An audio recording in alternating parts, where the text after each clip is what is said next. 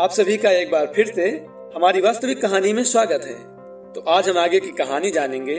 आज हम जानेंगे कि उस लड़के की दिलचस्पी एक लड़की में हो जाने के बाद उसने क्या किया। क्या उसने अपने माँ बाप के सपनों को तोड़ दिया या फिर उसने माँ बाप के सपनों को पूरा कर दिया। तो चलिए अब हम शुरू करते हैं। पिछले पार्ट में हम जान चुके हैं कि इस लड़के को आज के इस समाज का कोई ज्ञान नहीं है। उसे केवल इतना पता है कि सदैव सत्य और धर्म के मार्ग पर चलना चाहिए। लेकिन क्योंकि अब वह दोस्तों की संगति में पड़ गया था, इसलिए अब उसकी दिलचस्पी भी प्यार मोहब्बत जैसी चीजों में होने लगी थी।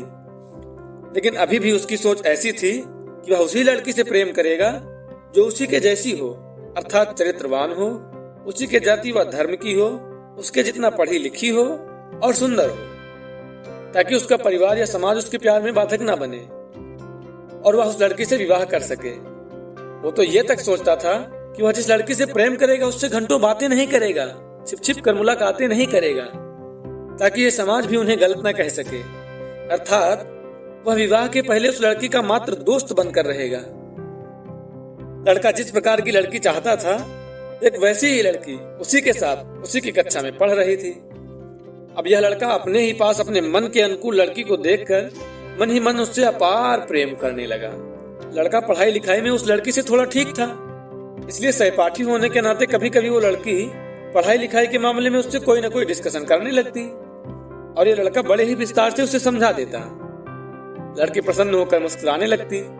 उसकी मुस्कान को देखकर लड़का मन ही मन ये समझ लेता कि शायद ये लड़की भी उससे प्रेम करती है, किंतु लड़की इस बात से बिल्कुल अनभिज्ञ थी। इसी तरह चलते चलते वो दोनों कक्षा के आखिरी समय में पहुंच गए। अब लड़के के हृदय में उसके प्रति प्रेम और भी गहरा हो गया था, किंतु वह लड़की से कह न सका और वे दोनों इंटर पास हो गए। जैसा कि हम सभी पिछले पार्ट से जानते हैं कि लड़के की घर की स्थिति कैसी है, लेकिन लड़का इन सब बातों से बिल्कुल बेखबर कि उसके माँ बाप उसकी आगे की पढ़ाई के लिए फीस कहाँ से लाएंगे, घर का खर्च कैसे चलेगा। उसके मन में दिन प्रतिदिन उस लड़की के प्रति प्रेम बढ़ता ही जा रहा था। इंटर के बाद वह लड़की से बिछड़ चुका था। अब शायद उस लड़की से दोबारा मिल पाने की उम्मीद लगभग खत्म हो चुकी थी, किंतु संयोगवश वे दोनों फिर से एक ही कॉलेज में पढ़ने लगे। अब लड़के का प्यार उसके तक सीमित रह पाना असंभव हो गया था और फिर लड़का एक दिन उस लड़की से अपने मन की बात कह देता है। परंतु ये क्या हुआ, लड़की इस लड़के को साफ मना कर देती है और कहती है कि मुझे इन सब बातों में कोई लगाव नहीं और अब तुम मुझसे दोबारा कभी बात मत करना। लड़के के सारे अरमानों पर पानी फिर जाता है, मानो उसकी जान सी निकल गई हो। अब सभी लोगों को ये बात तो पता ही है कि जब हम किसी चीज को पाने की कोशिश करते हैं और हमें वह चीज नहीं मिलती तो हम उस चीज की तरफ और ज्यादा आकर्षित होने लगते हैं। ठीक वैसे ही उसका प्यार अब पागलपन में परिवर्तित होने लगा था। वह पूर्ण रूपेण प्रेम के वशीभूत हो चुका था। अब उसने मैसेज के माध्यम से अपने मन की सारी बातें कह डाली। उसके बाद भी लड़की को कोई फर्क नहीं पड़ता। उसने किसी भी मैसेज का कोई उत्तर नहीं दिया। इस बात से परेशान होकर लड़के ने उससे पूछा कि वह उसके किसी भी मैसेज का जवाब क्यों नहीं देती। लड़की ने कहा वह इन सब चीजों में नहीं पड़ना चाहती। लड़के ने पूछा क्या मैं तुम्हें पसंद नहीं हूँ, किंतु लड़की उसकी इस बात का कोई उत्तर नहीं देती। फिर लड़के ने पूछा कि क्या तुम्हारा कोई बॉयफ्रेंड है। उसने कहा नहीं और तुम भी मुझे मैसेज ना किया करो। लड़का इस घटना को यह समझ लेता है कि यह लड़की उसे पसंद तो करती है, बस किसी कारणवश उससे बात नहीं करती। लड़का हर दिन उसे मैसेज करता, लेकिन लड़की कभी भी कोई उत्तर न देती। समय धीरे धीरे बीतता जा रहा था। अब ऐसा लग रहा था मानो जैसे लड़का उसके प्यार में पागल हो गया हो। वह पागलों जैसी बातें उसे मैसेज के माध्यम से भेजा करता था और अक्सर उन मैसेज में कहा करता था कि मुझे ये बताओ कि तुम्हें पाने के लिए मुझे क्या करना होगा। वह बड़े बड़े वादे करने लगा, उसके सामने रोने लगा, गिड़गिड़ाने लगा, उससे प्यार की भीख मांगने लगा, लेकिन लड़की ने उस पर ध्यान नहीं दिया। लड़का अपना आत्मसम्मान खो चुका था। उसने जाने कितनी मन्नतें मानी, जप किया, पूजा की, लेकिन कोई फर्क न पड़ा। अब तक 3 वर्ष और बीत गए थे। वे दोनों कॉलेज भी छोड़ चुके थे। अब धीरे धीरे लड़के को यह बात समझ आ चुकी थी कि शायद अब वह उस लड़की को नहीं पा सकता और उसने अपना सब कुछ खो दिया है। अपनी शिक्षा, अपना करियर, अपना आत्मसम्मान, सब कुछ खो दिया है। अब उसके पास कुछ भी शेष नहीं रहा। अब उसने उसे भूल जाने का हजारों बार निश्चय किया, किंतु वह उसे भूल ना सका। उसे ऐसा लगता था कि यदि लड़की उसे यह कह दे कि वह उससे नफरत करती है तो शायद उस लड़की को भूल पाएगा। फिर लड़के ने उसे मैसेज भिजवाया और लड़की से यह रिक्वेस्ट की कि वह उसे कोई ऐसी बात बोल दे जिससे उसके हृदय में उसके प्रति नफरत उत्पन्न हो जाए और वह उसे भूल जाए। लेकिन शायद लड़की ने उसे पागल समझकर कोई उत्तर नहीं दिया। अब तक 1 वर्ष और बीत चुका था, किंतु लड़का उसे भूल ना सका। लड़के ने अब उसे छल पूर्वक हासिल करने का निश्चय किया। तभी उसकी मुलाकात एक ऐसे शख्स से होती है जिसको किसी स्त्री ने छल पूर्वक प्राप्त तो कर लिया था, किंतु छले जाने के उपरांत वह व्यक्ति अपना व्यक्तित्व ही खो चुका था। उसके पास कोई स्वतंत्रता न थी, उसके जीवन का कोई अर्थ ही नहीं बचा था।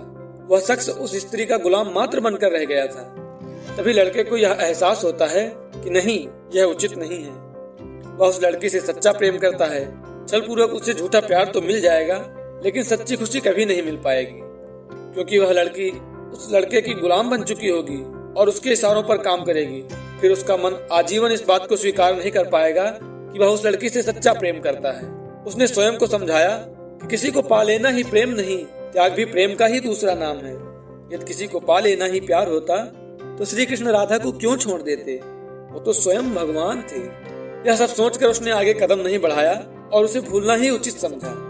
इस तरह उसने अपने जीवन के 5 साल बर्बाद कर दिए। अब उसने स्वयं का निरीक्षण किया तो पाया कि अभी तक वह इस योग्य भी नहीं बन सका कि अपने माँ बाप के सपनों को पूरा कर सके, किंतु अब तक उसे अपने माँ बाप की गरीबी, उनका दर्द, उनका त्याग और बलिदान सब कुछ समझ आ चुका था। इसके बाद उसने दिन रात एक करके गहन अध्ययन किया और अपने माँ बाप के सपनों से भी बड़ा सपना अपने मन में सजा लिया, और मुझे पूर्ण विश्वास है कि शीघ्र ही वो अपने सपनों पर खरा उतरने वाला है।